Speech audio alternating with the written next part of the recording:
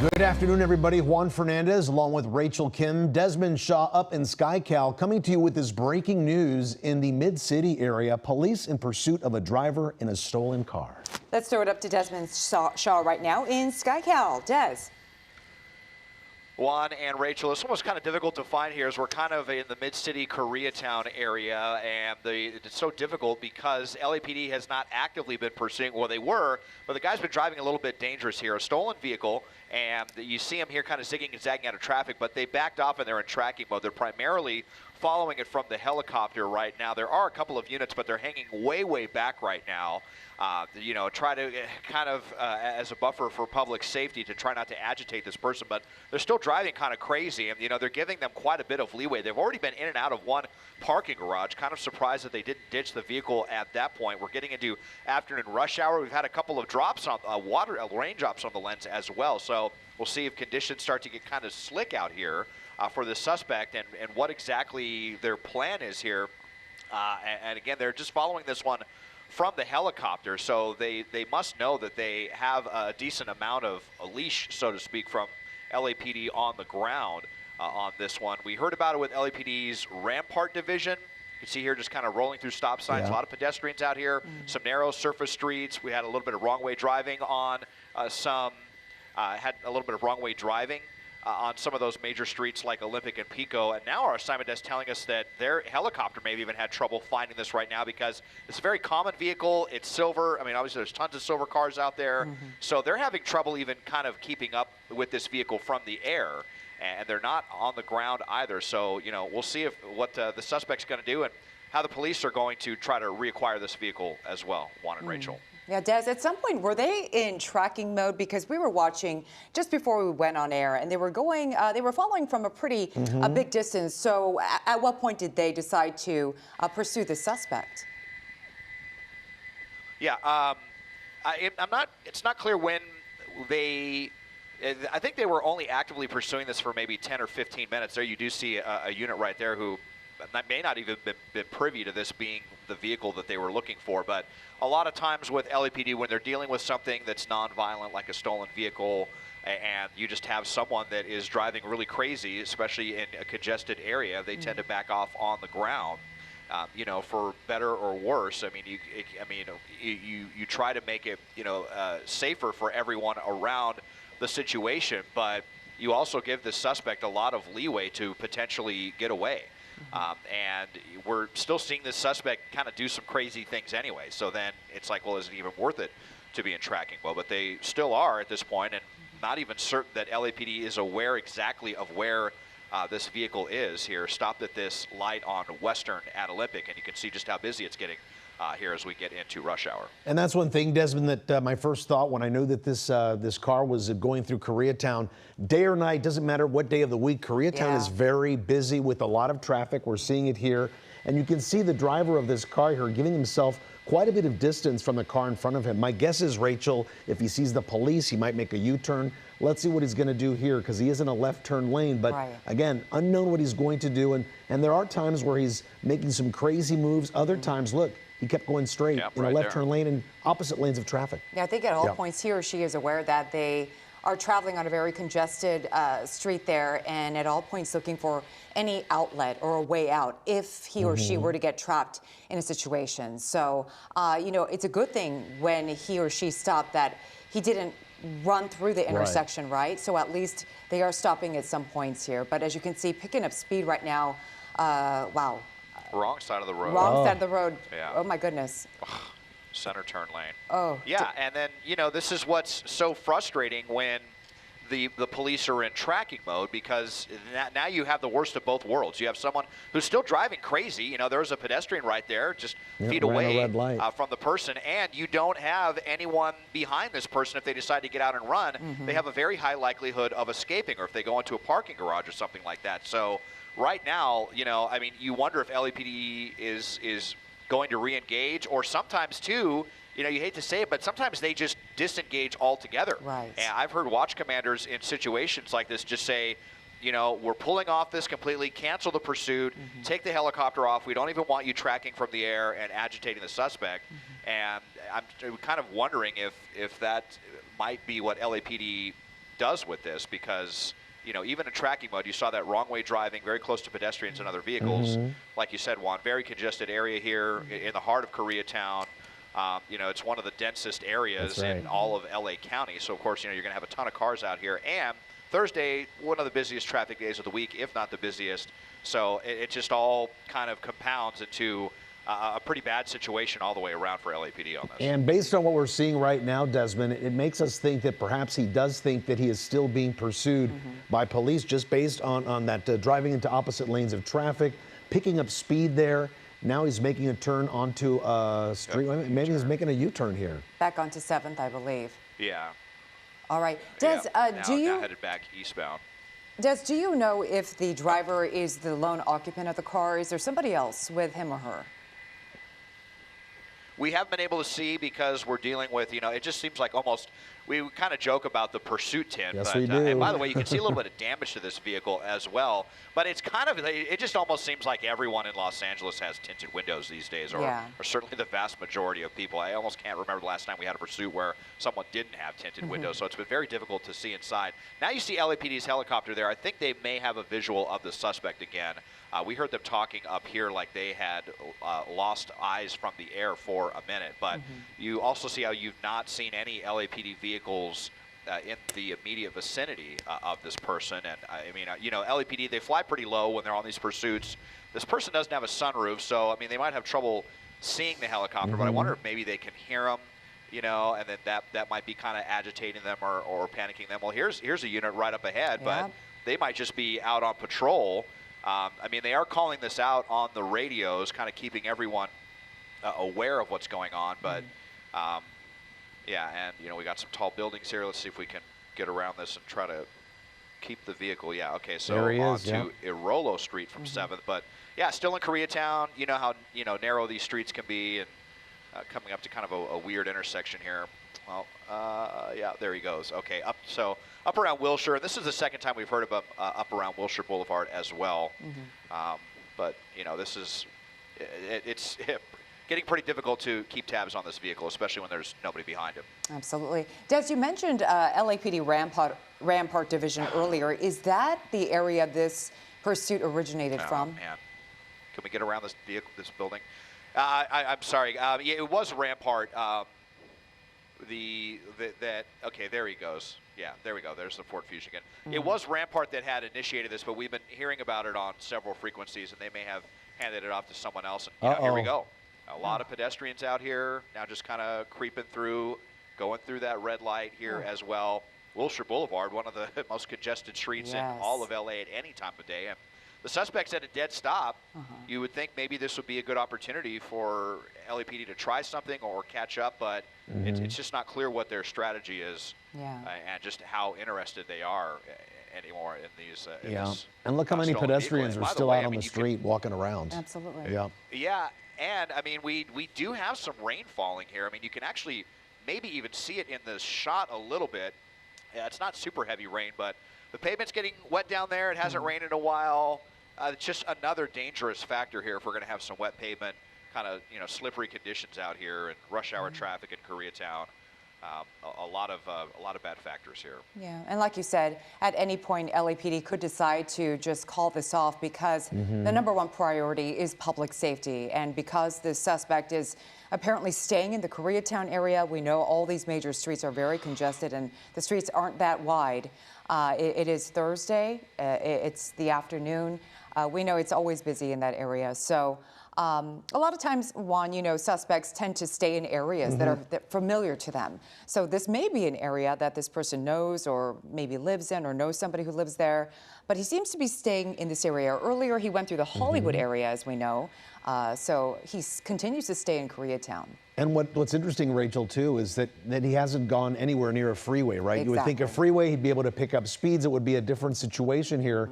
But he's putting himself into situations here where he has to deal with traffic. Look, that's a bus lane there on the right-hand side of the street there that, again, is limited to what kind of traffic can go through there. So, he's putting himself in this type of position. So does he know if he's still being pursued? Does he feel like he's still being pursued? I think he changes his mind every so often that even we can't tell what's on his mind and whether or not he thinks he's being pursued by Yeah, police. at times we see him or her stop at, red lights, other times driving on the wrong side of the road, going the wrong way. So not clear right now exactly how many people are inside that car. But as Desmond mentioned, originating from the Rampart Division, going through Hollywood, circling in the Koreatown area for quite a while right now. And I believe, Des, you said this is a Ford Fusion, a stolen Ford Fusion. Yeah, stolen Ford Fusion, and our assignment desk just heard LAPD say that they might be giving this up completely, and it's getting extremely difficult to cover this up here. I think that's the vehicle right there. Yeah, they, we got tall buildings, we got trees, we've got rain. We can see the rain now, like they were Des. even pulling off with the helicopter. Yeah, and it sounded like they were even pulling off with the helicopter as well, because of just the danger, and like I was saying, it's just becoming very common for LAPD, especially when we get into these kind of dangerous situations with the public. If we're not talking about a violent suspect or something like that, where a lot of times they just kind of give these up. So it kind of sounds like that is what's happening, and they don't have their helicopter over it, and now we're having trouble kind of keeping up with this vehicle as well. Well, that tells you something, right? If even police are pulling off tracking mode, how dangerous could they think that this could escalate to? With wet streets, a congested area, lots of pedestrians out in the Koreatown, downtown LA area, where they're saying, hey, we're just going to pull away and let this one go. There are too many risks to continue, right? And of course, as you can see from Des's shot here, very hard to cover because there are so many buildings, and these streets are very narrow and tight. And as we've seen, a lot of cars on the road, a lot of pedestrians, which is really scary when he comes upon and so close to these pedestrians. Like right now, do we see the car? I don't think I can see it, but I see people with umbrellas walking around. Yes. Yeah. Juan and Rachel, we just heard that the suspect did get out of the car and run. So somewhere around this construction site right now. Now someone telling me that they might be back in the vehicle. Back in the car. To the left. Well, is that it? Okay. Now, is this the vehicle? It looks like it. No, there's a passenger, and there are no tints. You're right, and there was damage on the front end as well. So similar to it, but not. Yeah, I'll not have quite. to give it back to you guys here and see if we can find this. But we 8th in New Hampshire, apparently they got back in the car, which is kind of incredulous because there's no one behind the suspect, and this is, allegedly not their vehicle. It's a stolen vehicle, so you kind of wonder why they're even pressing their luck at this point. 8th and Catalina, we're hearing here. Let me just toss it back to you guys while I try to reacquire this. All right, you go ahead and do that, Desmond. And of course, we're going to keep Desmond's live pictures up to see exactly what's going on there in the Koreatown area. If you're just joining us, we've interrupted programming to bring you this breaking news story of a pursuit of a stolen car. Concentrated mostly into the Koreatown mid-city area, Rachel. Yeah, and as reported earlier, this suspect has been driving the wrong way, driving on some major streets like Olympic and Pico, on these streets that are very congested at this hour, and especially Koreatown. We all know no matter what time of day, there are so many cars on the road and so many pedestrians as we've seen. We've seen the suspect, him or her, drive on the wrong side, and, at one point did stop at a red light, but other times, gunning through intersections. So his or her behavior has been pretty sporadic. That's right. Well, our producer's just telling me now that, is that it? Possibly does? We got it again, and this is just so weird. I mean, they got out, kind of panicked. They were going to get out and run. I don't know if they saw, like, maybe a unit that was on the periphery or something like that and got back in the car and decided to drive again. But, the suspect did have a lot of leash, like I've got to say, to try to evade officers on this one. But now they've decided to get back in the vehicle, and we'll see if LAPD has any interest in trying to take this person into custody now. Well, Desmond, our producers are telling us that LAPD apparently are going to be letting this one go, at least for now. There are no police following this stolen car. So we're going to keep monitoring the situation here from the desk. Our Mike Rogers will have the latest for you coming up next on CBS LA at 4 on KCAL 9. Thanks for watching.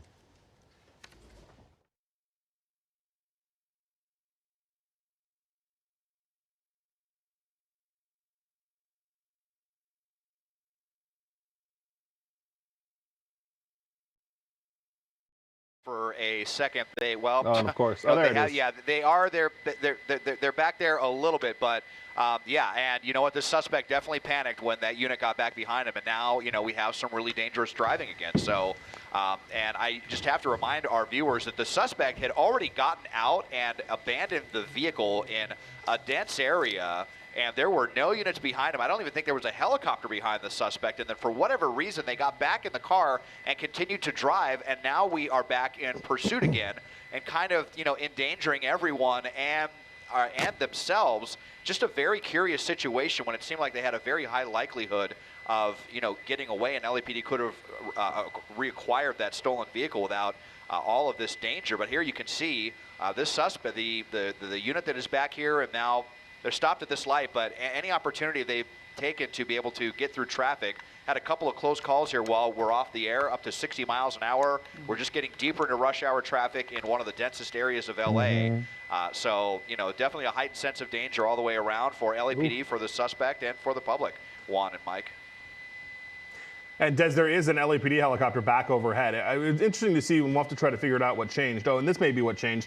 So I was just talking to Caden, who's on our assignment desk, and it was LAPD Rampart units that started this originally, Right. and this is an LAPD Olympic unit that picked it back up. So it's unclear if Olympic Division said they would take it, or if this George unit from Olympic didn't totally realize that Rampart had already been chasing this, or what have you. But now this is a different unit from a different division that initiated this pursuit. And again, that Slick Top unit, it's a George unit. That's a gang unit for Olympic Division. So now we've got Olympic Division that's chasing it. You've got that airship that is back overhead. It is the same one that was chasing it to begin with. So go ahead. Yeah, when you say gang unit, the George unit, is that because they believe this could be a gang-related thing, or it's just those were the units available to pursue? Yeah, it's hard to tell. I mean, the George units, they don't generally respond to radio calls. They don't take 911 calls. They kind of do their own thing and you know, try to effectuate you know, enforcement on gang issues. So potentially they could believe that this is gang-related theft, or that at least one of the suspects is, and that's why they kind of wanted it. It's a little bit hard to tell. They didn't make that kind of clear at all when they began re-engaging in it. But yeah, now we're moving significantly further west from where we were. We're in like the Pico Robertson area right now, just south of Beverly Hills. So moving at a good clip westbound on Olympic now, guys. Mike, it was unclear earlier exactly how many people were in this vehicle, the driver obviously, but question was there a passenger? Was there someone in the back seat? And earlier, our chopper got a nice close-up view of the front windshield. We clearly saw the driver and someone in the front seat. So do we know for sure? At least two we saw. Are there more in the back seat? At least two. We haven't heard. I know that there is a difficult time because you can see how dark that tint is all the way around the car, which, you know, Des always jokes that's kind of the Pursuit tints package. That's right. But yeah, we did get, while things slowed down briefly around that Waymo, wrong side of the road now. See, and this is the kind of driving that's going to get this canceled again. Right. This is now, and we're even in the city of Beverly Hills. So bike lanes, wrong side of the road. That's what's going to get LAPD to not want to chase this anymore, because that's exactly the type of driving that they get so worried about, especially when they're weighing risk versus reward. So far, they are calling this, I don't want to say only stolen, but they are calling this stolen. They're not saying there was any violence in nature with it or anything connected to that, which is what usually makes them continue these chases. And as Des zooms out, you still see that George unit that's back there, also on the wrong side of the road, which is kind of interesting. But I would, based on the way the George unit is driving, I would assume that they are in tracking mode right now. Otherwise, that unit would be kind of right on his tail. Right. But they are pretty far back. We do have that police helicopter that is overhead. As we move through Beverly Hills, we'll be coming, if he stays westbound on Olympic, we'll be coming into Century City, which will be back into LAPD's jurisdiction from the West LA division. So we'll see if those guys get involved or what they're going to do. Oh, there he is going around a Waymo. Oh, my goodness. At what point does Beverly Hills Police join in on this at some point? They potentially could. We lost them around that building there, but now he's going up the side street. Yeah, they could if they wanted to. Certainly. Now, we've talked about this before. Beverly Hills has a very, very sophisticated network of closed-circuit cameras in their city, so I'm sure they're well aware of what's going on. Whether or not they want to come in and get involved in this, we'll see. I for a second was going to say no because he was so close to leaving Beverly Hills, but now that we kind of went north and are coming back east, he's still in the city of Beverly Hills, so we'll see. And unfortunately, I can't hear Beverly Hills PD, so I don't know if they're going to get in place or not. But yeah, we're pretty square in Beverly Hills now. And you know, Mike, earlier we were seeing the driver kind of sticking to that one area of Koreatown. Mid-City. Now he's into the Beverly Hills area. So Yeah. now that he clearly knows he is being pursued once again, he's changing his tactics. So nobody knows really where he's going. Again, blowing through some stop signs there and in a residential area, which also makes it just much more dangerous. Yeah, absolutely. And I think, also, we saw when we got off the air briefly, we were watching him, and he was looking up at the window, seeing who was overhead, seeing if anybody still had eyes on him, very aware that just because there's no units behind him, that there still potentially could be a helicopter. And we're back eastbound now on this is Wilshire, right, Des? Where this is all the Metro line construction. Oh, wow. Driving into, making a U-turn now. On the other side of the bus there, Yeah, super erratic here. You do still have that unit that is behind him, despite all the wrong way driving on this. And here we are back on to Wilshire Boulevard. See if we can get another look inside here, and where we did clearly see the passenger. I think it's a guy and a girl. Yeah. And he's had his hand like on the girl's lap at times. I don't know if he's trying to kind of calm her down. Here we go. So just so challenging with all of these buildings here in downtown Beverly Hills, but we're in the ritzy part here, downtown, big shopping district, and again we focus on that crash damage on the vehicle as well. So we didn't see when that happened, but we know that it had the damage by the time that we had acquired it. But I wouldn't be surprised if that happened in the course of all this, just before we were able to come to air with this suspect. And we've just been seeing all of the chances that they've been taking, and you wonder when their luck is going to run out with all this. All zigging and zagging, and I mean, at least he's giving the pedestrians a little bit of space to get through. But you're out here shopping on Rodeo Drive or something, and here comes this maniac. It's got to be a very startling thing to see this. Well, it's not going to get any easier for the suspect, because as time goes on, it's now approaching 3 o'clock on a Thursday afternoon. He went through Koreatown. It was congested there. He's now in Beverly Hills. It's pretty congested there as well. Not easy to maneuver, but like you said, Des, at some point you wonder if his luck is going to run out. He's been lucky so far that he hasn't hit a car or, God forbid, a pedestrian. But he continues to go at very high speeds and maneuvering around these cars. And staying on Wilshire, right? So he'd be heading into eventually the Westwood area at some point here. Yeah, we're going to be heading into Westwood next, and all of the tall condo buildings, the area we sometimes refer to as Condo Canyon. We'll be coming into that area here very, very quickly. And, I know that some people treat that section of Wilshire like a miniature freeway. So if we continue here, we'll be kind of curious to see how the suspect treats that as well. Just finding any little bit of room they can to squeeze by to give themselves some more space here from LAPD. They do have a pretty decent amount of space here at the moment. There you see, though, the helicopter overhead on this one as we continue. So, yeah, we'll be over by UCLA and the Westwood area, obviously another very dense area. Congested a lot of area. students over there. Hopefully they don't go into the downtown. Hopefully they don't go to the downtown Westwood area. Yeah, even though the LAPD unit is, staying a good distance away from behind, he's very cognizant of the overhead LAPD helicopter, as we saw him looking up right at it earlier. So he definitely knows that he is being tracked and pursued at this point. Mike, is our chopper higher or lower than the police choppers? Higher. So the police helicopter right now is at 850 feet, and Des is at 1,600. So we definitely want to give them as much area to work as they absolutely need. I can also tell you that as far as the units that are behind them, they are back there. I know Des pulled out a little bit. I think they just got stuck in traffic. But the watch commander, I shouldn't say the watch commander, but the sergeant for the gang units, his identifier is George 20, authorized 4 units to be in the pursuit. So they are, and now they're trying to get some light bars in, because they've got the gang units are all slick top, right? So there is no traditional light bar on top of the unit. They always want a unit with a light bar to be the primary unit as we squeeze through this traffic here at Wilshire and Beverly Glen. I mean, as Des said earlier, any little room he can find to maneuver around these cars to get through this traffic, and I think that's what's keeping LAPD so far back as well. Is they're not going to make that same risk as this guy is to swap paint with somebody just to get past him. And traffic's not going to get any better, Mike. He's going to hit Westwood. He's going to hit the 405 over there. The UCLA area is very busy as well. Pedestrians crossing the street. traffic's not going to get any better for him. Yeah, we're just south of the UCLA campus right now, so hopefully he stays south of it and doesn't make that turn up there. But you know, I thought LAPD may want to give this up, considering that they did already, and they're absolutely not. They're bringing in more units. They are still saying that they're in tracking mode, but they're bringing in more units to be involved in this and asking for units, as we said, with light bars to be the primary unit, so this person can't have any excuse to say he didn't know he was being chased, which obviously he does. Does that mean, Mike, whether they're bringing in extra units, they're going to stay on top of it, they maybe have learned something else about the driver, or?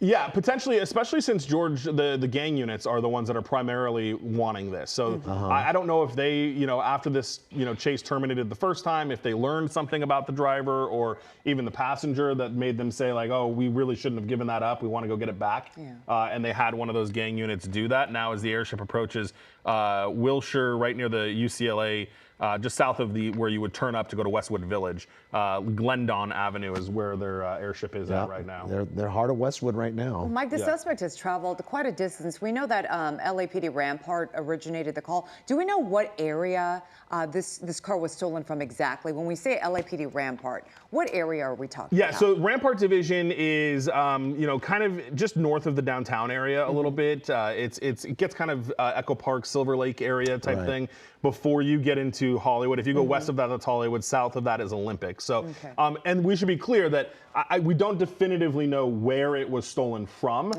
We just know that that was the division that picked it up and began chasing it. So it's unclear, you know, there's the car right there. There it is. It's unclear, you know, when it was stolen, where it was stolen from, if this is fresh, if there was a weapon involved. We're still working on all those details, but it was the Rampart units that originally started it. Got it. Freeway? No, this is Freeway, Des?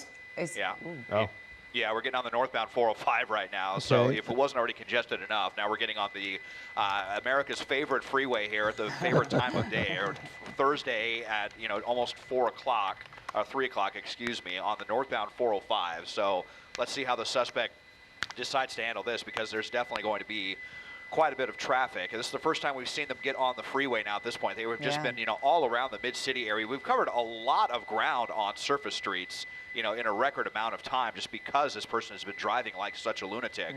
And here we go, continued now on the right-hand shoulder. It's going to be like this all the way up through the 101, probably most of the way through the 118, if, you know, patterns are like they typically are here. So coming through Westwood and the Brentwood area, just along that right-hand shoulder. Hopefully they'll kind of, you know, self-spike themselves if they hit some kind of sharp debris or something on the right-hand shoulder. We've seen that happen. That would be pretty serendipitous, but, you know, we'll just have to see what happens. And by the way, we haven't heard anything about spike strips or a pit maneuver or anything. I mean, LAPD's had just so many fits just trying to keep up with this suspect that we haven't heard anything as far as trying to bring this one to an end. So, you know, we'll see, and, you know, obviously I also start to wonder how much gas is in the tank of this vehicle. The way they've been driving it, definitely going to be burning through that pretty quickly. But a lot of stop-and-go traffic. Here we go, northbound 405 on the west side. Yeah, Juan, you were wondering earlier why we hadn't seen him get on the freeway before. Here we go. Here we go, right?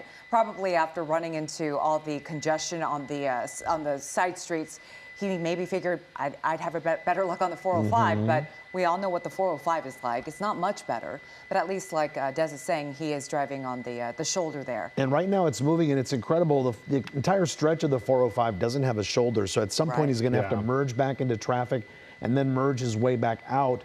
Just passing, is that Moraga? Yeah, Moraga Drive. So, yeah, he's in the Bel Air area, still just a little bit north of UCLA, right, Mike? Yeah, and you know what, I can tell you, you know, we talk about do they have more information than we do, which law enforcement always does. But one thing that is, just for contextual purposes, one thing that's really giving us that clue now is my colleague on the desk, Caden, just tried to run the license plate through the DMV, because it originally was reported to us as stolen. And so when we tried to run the license plate, the you know, communicator that we deal with at the DMV said we're not allowed to give you any information on this car. Interesting. Which generally to us means that somebody has put a block on it, which prohibits us from seeing the information, which happens if there's an active law enforcement investigation or some other thing like that. So it sounds like they have dealt with this car before and have asked the DMV not to provide information to the public about the registered owner of it. And perhaps that's why they continue to pursue him and not let him go. Right. It sounds like there may be something more going on there than than just a straight stolen. So that could be why the gang units wanted to take it back and realize that after the fact, or something to that effect. Makes sense. So we're saying stolen, so does that still mean that the person behind the wheel is not the registered owner? We don't believe Or so, we don't no. know? And what it could, there's so many variations of what stolen means, right? Stolen could mean you took a random car, you don't know who the owner is, or stolen could mean you knew who the owner was, you targeted them, you stole it for that reason, which would be if that registered owner is the victim, which could potentially be why they don't want us to have the information. Now, I will tell you that that doesn't always happen. There are most situations where we're able to run a license plate and get the registered owner, regardless of if that driver was a victim of a vehicle theft or not. But if there are extenuating circumstances to that law enforcement is investigating, that could potentially be why they restrict the information. Wow. Wow. Interesting, right? Yeah. Just all these different factors that the police have to deal with, Yeah. and whether or not this is the guy, the registered owner. Is he armed? Is he not armed? Did they switch license plates? Does that plate belong to another car? Absolutely. I mean, you just don't know. I mean, it would be terrible luck if you're just stealing a car willy-nilly and you just happen to steal a car that's been wanted in other crimes. Right, right. Which maybe that could be yet another scenario, right? Yeah, like Mike said, they've been compiling all this information, piecing it together, and deciding it is worth pursuing this guy at this point. So it's not just any stolen car. As Mike has said, there's information out there to suggest there's more to this. Right. So they're going to continue trying to get this guy. We know he just passed the Getty Center. Again, on the northbound 405, just past the Getty Center Drive. He's going at pretty good speed so far. I mean, we know that can change at any minute. Yep. We know how congested this freeway can get here.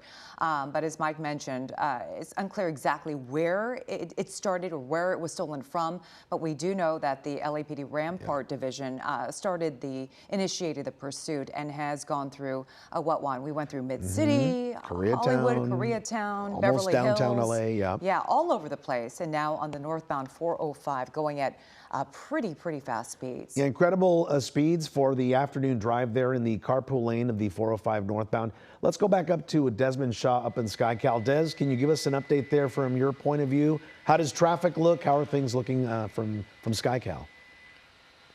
Yeah, so, I mean, we do have this kind of deceptive break in traffic that sometimes we get through the Sepulveda Pass, especially earlier in the rush hour time frame. But I think once we crest the hill onto the downhill side is probably where we're likely to see more brake lights. They're approaching the 101, the steep decline there. Everyone kind of rides the brakes downhill. So I think he's probably going to encounter that pretty quickly here as we are almost at the top of the Sepulveda Pass. And then, you know, the lanes a lot of times headed towards the 101 go very, very slow. And then the 405 itself, just kind of this like traffic accordion on and off up through Nordhoff. And so we'll see what their plan is. But, you know, is there a plan? This seems pretty aimless. I mean, it seemed like maybe the plan was to get a lot of, you know, leash from, as he goes into the center divider there, around LAPD. And, you know, they had a lot of time. They got out of the vehicle. They were about to run. And then for whatever reason, there was no helicopter overhead. And then back in they went, and then just kind of meandering all over the mid-city area, and then deciding to get on the freeway. So I'm not really sure there is a plan on this one. They were even in and out of a parking garage at one point, which, you know, is also pretty surprising that did not end this pursuit. So here's some of that slower traffic I was talking about. Of course, you know, the carpool lane not nearly as bad. And so the next question will be if we're going to, you know, continue northbound 405 into Van Nuys and beyond, or cut over to the 101. Both sides of the 101, you know, pretty congested around the 405. There's still going to be quite a bit more traffic, bottom line, for this suspect to try to navigate around as they flee from the police. Des, how many LAPD units do you see behind the suspect at this point? I'll just widen out for a second here and see if we can find any. I think they're kind of hanging back. I'm just hearing the helicopter right now kind of call out to the streets, as I don't want to widen out too much more, but you don't see anyone directly behind them. So they're just kind of keeping his location privy with the helicopter overhead, and then, you know, we'll see if maybe when we get through some traffic or get into a better spot or back onto surface streets, if they move back in. But, you know, if there's any good news, at least we're all headed the right direction right now. We don't have any of that, you know, head-on driving at 70 miles an hour like we had earlier at Olympic. That was some of the most dangerous driving we've seen in this pursuit so far.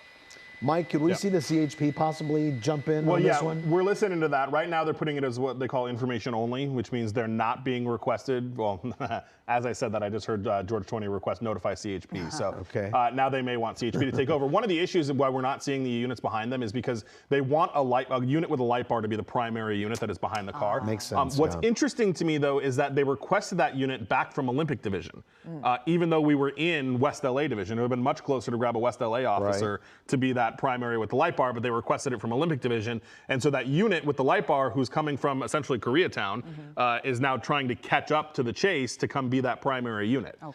So that's what it sounds like they're waiting for to go back into full-blown pursuit mode, is that unit with the light bar. And that's an LAPD And that's unit? an LAPD Lights unit, bar, but again, coming from Olympic Division, which is back over by Koreatown. So I'm not sure why they didn't request one from West LA, which would have been much, much closer, but they didn't. And now that unit is almost here and trying to catch up. But obviously, you know, the guy's still driving away from them. So we're coming over to the other side, which means they'll put us in like Van Nuys Division, West Valley Division.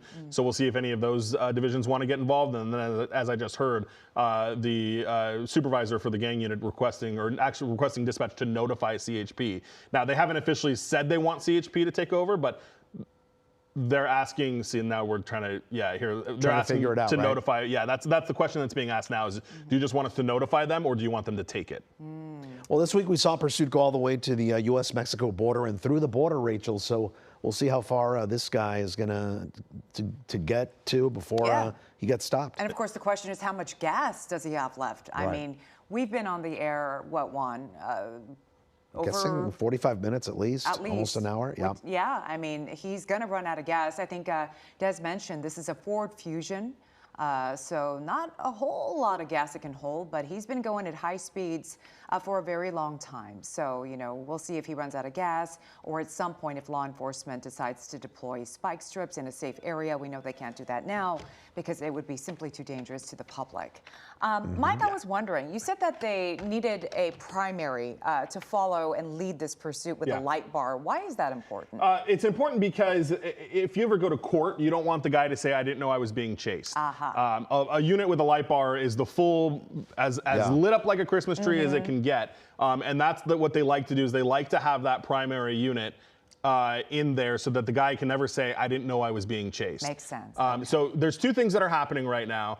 And Des, you should know this as well. They're going to switch to Van Nuys frequency because they're having trouble hearing each other on Olympic frequency. So we'll listen to that. And they're also now are requesting CHP to take over. So the airship is going to try to talk to CHP to get them involved and get them to take over.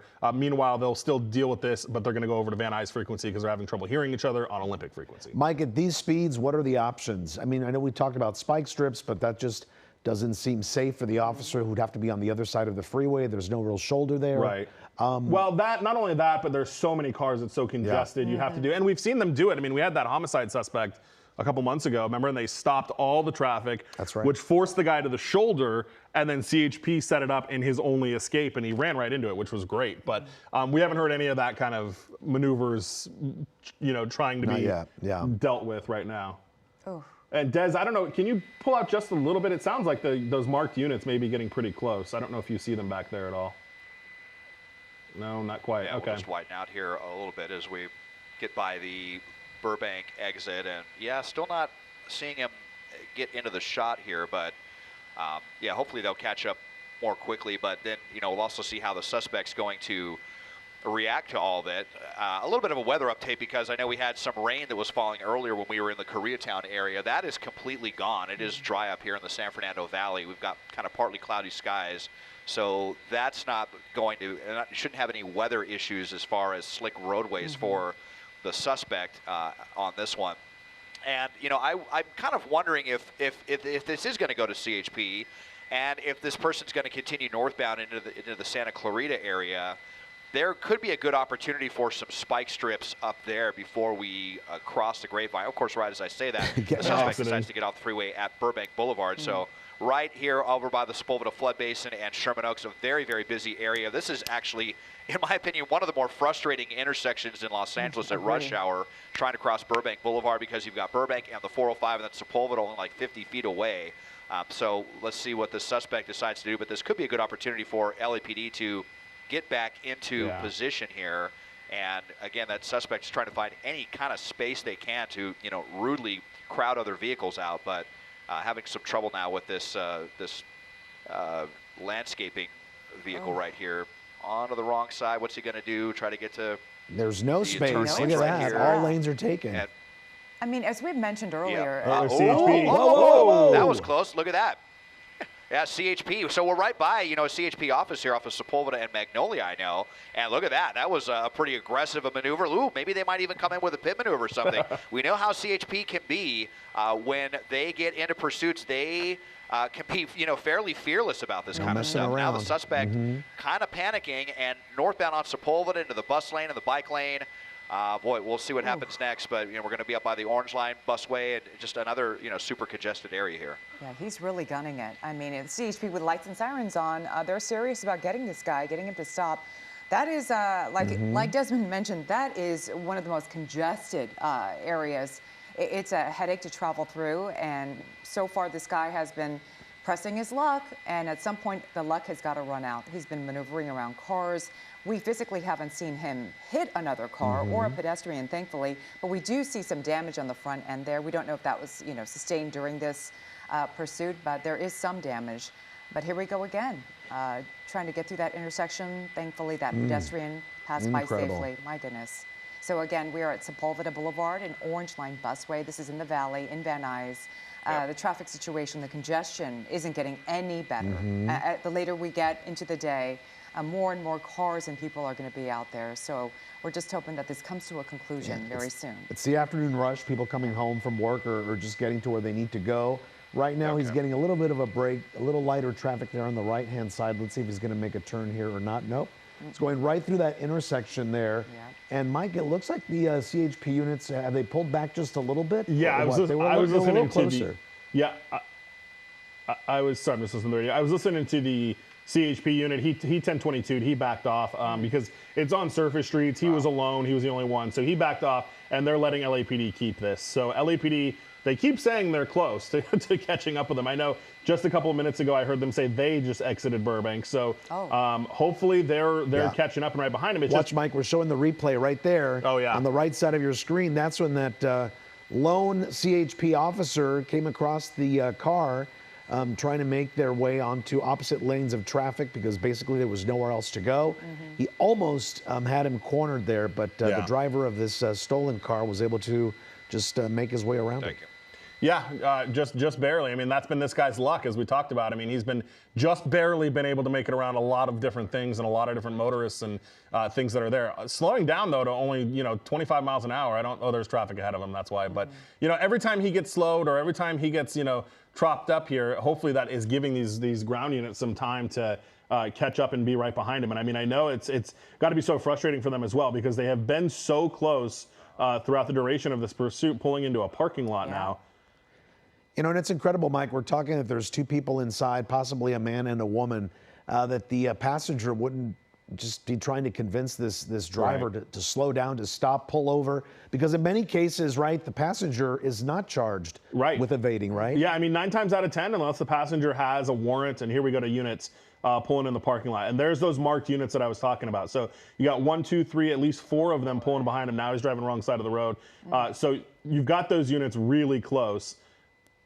And now they're trying to get Van Nuys units to get involved in this as well. But yes, to your point, Juan, if that passenger doesn't have any outstanding warrants and if they weren't believed to be involved in the theft of the car or any other crime associated with this, then they are oftentimes released, which is just, they went on a terrifying ride and just go home at the end, which is kind of crazy as well. But who knows what each of these people has going on. They're running hard. But it also goes back to our point earlier. We were talking about, Desmond mentioned this guy got out of the car a couple of times, or they both did. They pulled into a parking garage. 9 times out of 10, if this is like what's called a straight stolen, which means it was just taken off the side of the road or whatever, let it go. Right. Well, the suspects don't have any connection to it. Right. Nobody has, in theory, nobody has seen them take it. Nobody, especially if they're driving fast, officers aren't always able to identify them. So the best thing they can do is separate themselves from this car. But for whatever reason, these two just have really wanted to stay with this car. Now it'll be interesting to see too if this woman got out of the car and then chose to get back in. who knows if they can hit her with any kind of accessory or anything like that, because at that point, she knew she was also being chased, and she knew that the car was wanted by police and chose to get back into it. It all depends on how it shakes out at the end, but here we go. This guy just driving crazy. Yeah, the longer this goes, this is of course not good, because the longer this pursuit goes on, the suspect obviously gets more desperate, right. Going faster, taking more chances, putting people at risk. It's getting darker earlier, yes. which also creates yet another peril out there on the road, less visibility, that you could see this car headed in your direction. And Juan, thankfully earlier we saw Desmond's shots when we were in Koreatown that it started raining at the time. Thankfully the rain has let up, but yeah, it's another layer of danger that can be added to the situation here. So again, the suspect now heading down Van Owen in Van Nuys, speeds not terribly fast, but definitely not safe. You can see him right there. And he uses his indicator every once in a while. He puts his flasher on there to change lanes, which is another interesting move, right? He's going, driving very dangerously at times, and then he's using his indicators, letting people know, even right here, trying to get into that turn lane, that center turn lane. He used his indicator, letting drivers know that he was going to make a move into another lane. Wow. And Mike, this is a straight stolen car, right? Like you said, if he would have just walked away, there's no connection to it. I'm guessing with officers' caseloads, they're not going to be fingerprinting the car and hoping to find the person who stole it, right? I mean, yeah, I mean, how far do you go? Right, it all depends. I mean, certainly they could, especially if there's, if there's a trend in the area of cars getting stolen and they think it's by the same group of people. Certainly they may take that extra effort to be able to do that. But yeah, I mean, if this guy, just hypothetically, if the theft wasn't caught on camera, if there's no video evidence of the person who did it, that's why we see them so frequently go into parking garages at malls and things like that, because they can so easily blend in with the crowd because nobody has any idea what they look like. So the fact that they have abandoned this car, got back into it, pulled into a parking garage, and chose not to abandon it, they're really tight with the car. And the fact that the LAPD, the gang units decided to re-engage, also just really makes me think that there is something more with this driver and with this car than just the stolen vehicle aspect of it. Because rarely do we see, once a pursuit has been totally terminated and the airship has been told to disengage from it, very infrequently do we see them all of a sudden decided to start it back up again without any real new information. So I would venture to guess that after it got shut down, they looked into it more. Somebody, figured it out that, hey, we really want this person. And then those gang units went back after him. Wow, well, continues to, we saw him first get on the freeway on the northbound 405, I think out of Beverly Hills, correct? That's right, and then he got off on Burbank Boulevard here, and he's been in the Valley, Lake Balboa now. Again, as Desmond was telling us earlier, covering an incredible amount of distance, not only on surface streets, but on freeways as well. Was able to make it through the Sepulveda Pass on what normally is always a very busy drive up through the pass into the valley here. And here we go, heavier traffic, and he's just kind of stopped here. Mike, he got sandwiched between that car. Yeah. Stuck. Is he What's stuck? going on? Well, it looks like those two side mirrors might be able to. What are you trying to do? Like, yeah. Well, yeah, he was lucky he didn't. I mean, that innocent person was pretty lucky. They just didn't get some nasty, paint damage to their vehicle there. But I'm still waiting to see if LAPD. They had been really close there, but I wonder if they kind of backed off for a bit because we were right by an elementary school and a high school, and there's still a lot of students out there. It makes me think that maybe that's why they backed off a little bit. But I'm still hearing them call out the streets. We all kind of had to deal with Van Nuys Airport as well, but we're now well west of them, so hopefully we can stay out of their hair. But so here we are in the heart of the San Fernando Valley, Van Owen. Tons of signals out here. You can see just how much traffic there is as we come up to White Oak and just squeezing through any opening they can find. Now we're making a turn up onto White Oak as we kind of head towards the Northridge area. More of a wide open street here. Still not seeing those units directly behind the suspect, guys. He doesn't seem to have any particular direction.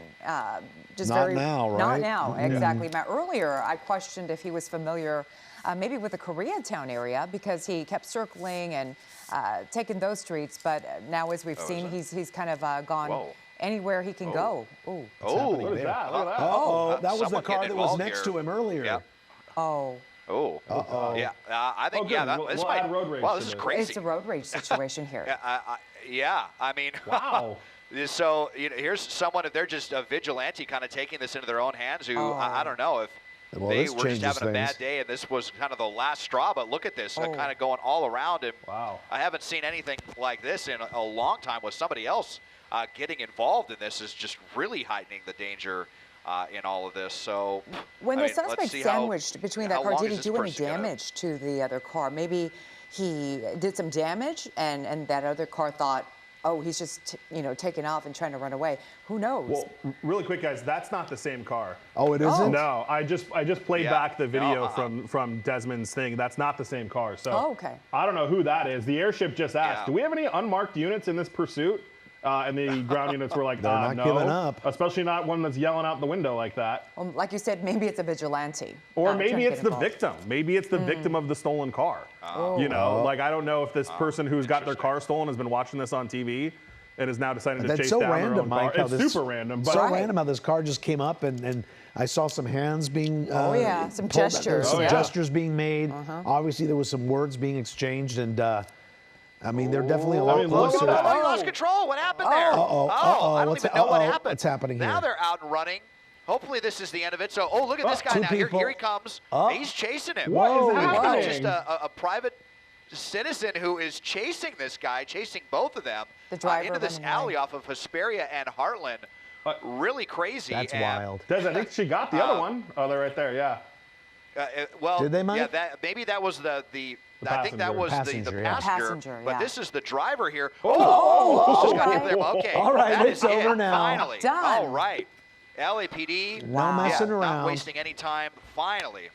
Oh yeah, I mean, just so glad this is finally over with. You see just all of the different random factors that can happen when these continue as long as they did. For whatever reason, that person was really agitated and it took matters into their own hands and, may have ended up forcing the end of this pursuit, willing to do, what LAPD was not. And Wait, so wait. here's This that is person. Who's that? No, this is, I think, this is the The I think person that that's was the person chasing? that That was was inside of chasing that the suspect. SUV. I yeah, bet you it's and their they just car. came and maybe took the keys Where's out. their car? Yeah, they Yeah. just came and took the keys out. Wow, this is just a really, really unique ending to this pursuit. And here's the driver. Where's the with passenger, LAPD. Des? We thought that they got taken down by that other person. Yes. Initially, we were sticking with the driver, so we weren't able to see for Oh, right sure. there, straight underneath you. Well, there's Yeah, the guy. well, there's the guy that's that was same earlier. person. Yeah. And you know, Yeah, Mike, we know this is not recommended, but it sure was effective to I bring mean, this that's what brought the pursuit to chase an to end, an right? end, right, I mean, yeah. don't get involved. Now he's what's happening here? Yeah, well, Are they going to be they're detained? Yeah, probably for their driving. Okay. Yeah, at the very least, yeah. I mean, because they Well, were, he's not what they were fighting it. doing was highly illegal as well. I mean, it was Absolutely. effective, but definitely not legal, and so Yeah. they're going to have some questions to answer. And Well, they're talking it out so- right there. Well, What a and this person, Des, that's getting insane detained ending. right now, was the passenger of the Durango that was chasing the car. So that wasn't the driver of the Durango, that was the passenger. But the Durango's gone, right, Des? It's not even back. Whoever was the driver of that car took off. I think they're gone, Mike. I didn't see it. I think you're right. Yeah. They Wow. How they interesting. hightailed it out of here. So I don't know if this person just got a ride from them, and the driver said, "I don't want anything to do with this," and they got out. But I don't think we've ever seen an ending like a vigilante ending to this degree. So it'll be very interesting to find out what this person's connection was to all this. Wow. Well, I'm just glad the suspect, number one, has been caught, but also, number two, I'm so thankful that the car didn't, go through the front door of that house. He stopped right at the the gate curb, of yeah, the thank curb. goodness. Exactly. So thank goodness on that end that no one got hurt, no one inside that home. You see right there, it stopped right there and didn't go through that front wall. And no extra damage to the car. You can kind of see the damage we've been focusing on Yeah. earlier, that front damage on the passenger side. But as you were saying, Rachel, nobody hurt, nobody hit, no other cars involved. The big mystery here is who was the driver of that other white, is it a Durango, Mike? Yeah, the one that they have, the one in the black pants, see, I think they're, the passengers. Yeah, I mean, the woman that they took in, or the person that they took into custody with those black pants that came out of that Dodge was a passenger, not the driver. The driver is gone because that car's not there anymore. Now, I just don't know. And Des, have you seen the other passenger of the stolen car? I know they were like back in the alley, but I haven't seen them since. No, I haven't, and I don't know if they just, here, we'll see if we can move up here. This is them right here. Oh, there they are. I think okay. so. Oh. Yeah, because we saw them in the alley. Once they got in the alley, they didn't. They just kind of surrendered when that other person was chasing them, and then the driver continued. So, yeah, they are both in custody. But here is the passenger in that allegedly stolen car. So we have 3 people in handcuffs right now, Mike. The driver of the stolen car, his passenger, this young woman that we're seeing right here, plus the driver, plus the passenger of the other car that helped bring this to an end. Did whatever. And that passenger was the one that we saw. Here's the replay again. Yeah.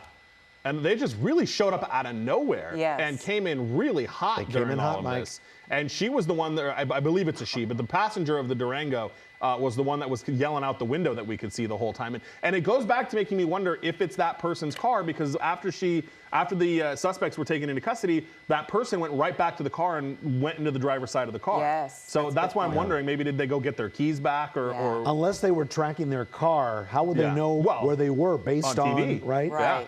Yeah, find my car or something like that. Yeah, or you follow us you watch it on your phone and you figure out where they're going and you get behind them. And I don't know if that's what happened, but I don't know. This was a weird one. Well, no doubt they're going to get some answers from that passenger of the Durango that they've taken into custody, saying, who are you? Why were you chasing? And where's the other, the person who was driving the Durango? Yeah, because then that's weird too, that the driver of the Durango took off. Yep. Just when you think we've seen every scenario when it comes to pursuits, here we have another super interesting case. We'll figure something out. Mike, I know you guys on the desk, we're going to figure this one out. We're going to be following this one throughout the evening there. But luckily, as Rach said earlier, no injuries, no one hit or hurt. And we did see so much traffic in Koreatown, so many pedestrians walking around. Everybody is safe tonight. All right, and we'll have all the latest on CBS LA at 4 p.m. Thanks for watching, everybody.